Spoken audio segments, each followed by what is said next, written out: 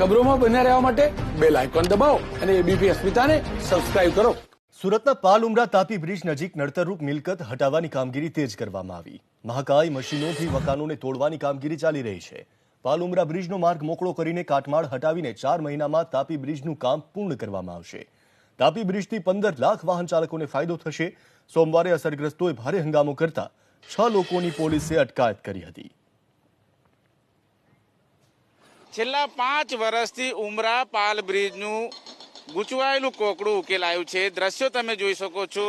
તમામ એ નડતરરૂપ મિલકતો છે તેમને ધરાશાયી કરવામાં આવ્યા છે। સુરત મહાનગરપાલિકાની જે કામગીરી છે અત્યારે હાલ બીજા દિવસે પણ જોવા મળી રહી છે। મહાકાય જેસીબી દ્વારા અત્યારે કામગીરી હાથ ધરવામાં આવી રહી છે। જે અસરગ્રસ્તો હતા તેઓએ કોર્ટનું શરણું લીધું હતું અને કોર્ટે જે નિર્ણય કર્યો છે કે તમામ મિલકત ધારકોએ જે ઇમારતો છે ખાલી કરવી રહેશે। જોકે ગઈકાલે પાલિકાએ પોતાની કામગીરી આરંભી હતી અને આ કામગીરીના ભાગરૂપે દ્રશ્યમાં તમને સ્પષ્ટ જોઈ શકાય છે 10 જેટલી મિલકતો છે તેને ધરાશાયી કરવામાં આવી છે। કાટમાળ ખસેડવાની કામગીરી અત્યારે કરવામાં આવી રહી છે। બીજી તરફ જે તાપી બ્રિજ છે એ 92% જેટલો તૈયાર થઈ ચૂક્યો છે અને તાપી બ્રિજનું માત્ર 8% કામ છે એ અત્યારે બાકી છે। ત્યારે પાલિકા કમિશનર દ્વારા અત્યારે 4 મહિનાની અંદર આ સમગ્ર કામગીરી પૂર્ણ કરવા માટે અત્યારે સૂચનાઓ પણ આપવામાં આવી છે અને જે રીતે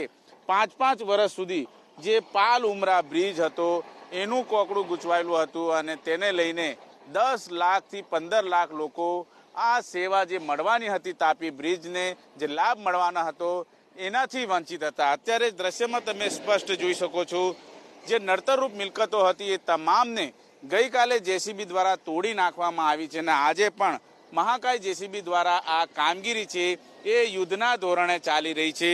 તમામ એ કાટમાળ ખસેડ્યા બાદ જે બ્રિજનું કામ છે એ શરૂ કરવામાં આવશે। એટલે કહી શકાય કે જે રીતે 5 વર્ષથી જે રીતની કામગીરી અત્યારે હાલ અટવાયેલી હતી એનો માર્ગ છે એ મોકળો થયો છે। ગઈકાલે અસરગ્રસ્તોએ જરૂર હોબાળો કર્યો હતો 6 જેટલા લોકોને ડિટેન કરવામાં આવ્યા હતા પરંતુ આજે શાંતપૂર્ણ માહોલમાં ડિમોલેશનની કામગીરી રાબેતા મુજબ ચાલી રહી છે।